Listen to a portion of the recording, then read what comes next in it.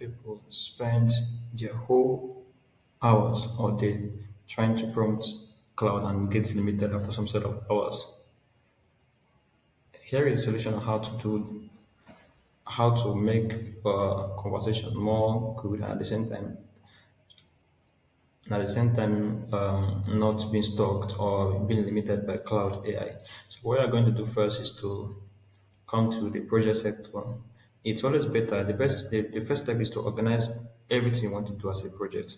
Because if you do more like a chart, to a chart is more like a short-term memory. So it's just a kind of conversation that after some time it gets once you close your tab, everything is gone. But then if you create a project here, let's say you create a project here, so you put up the name, let's call it web development okay, let's call it e-commerce.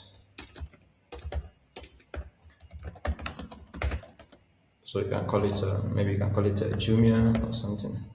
So you describe this is the create a Jumia kind of website for me. So you go ahead and you can see I've described what the project should be doing. I'll create a project. After creating the project, the next thing I will do is you can say, how can I help you today? So the cloud AI is asking me, how can you help me today in this particular project? Yes, you mentioned the skill, but then I can add an instruction about the particular project, list several stuff, examples of what I wanted to do. So it's more like an instruction. But here, this is where everything sets in.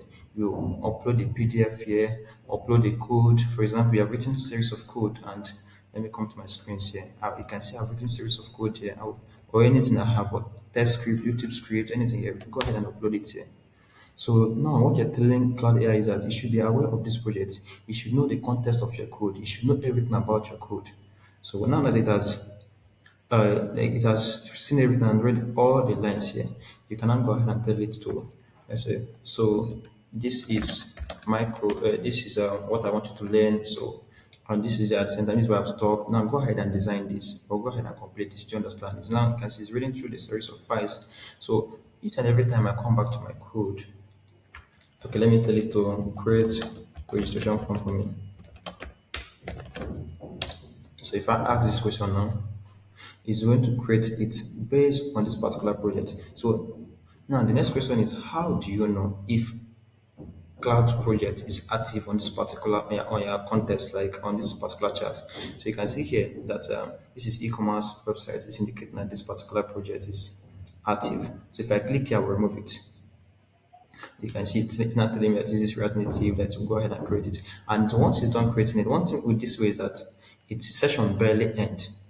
Sorry, token limit barely end. Rather, the session it will tell you that your token will barely end. It will not. Rather, it will classify everything like very soon it will be done building it. So once it's done building it, it will pack all the artifacts in one side. So the question is what is artifact? Artifact is more like a separate uh, chart. It's more like a model that is telling that that should be kept separate from what the system itself should, like from the chart. For example, you can see all this chart here. This is the chart between me and the AI per se. But then there is a code session. You can see it's creating the code session now. So if it's going to create the code session, it will not keep the code session different. So this side where it will keep the code session different is always called the artifact. So that's the best way. When you do it this way, trust me, like you hardly get all this token limit, and because everything here, everything about you will no longer be based on chat, but rather it will be a context. So you can see once it's done now, I will tell it to okay, go ahead, go ahead and give me the code.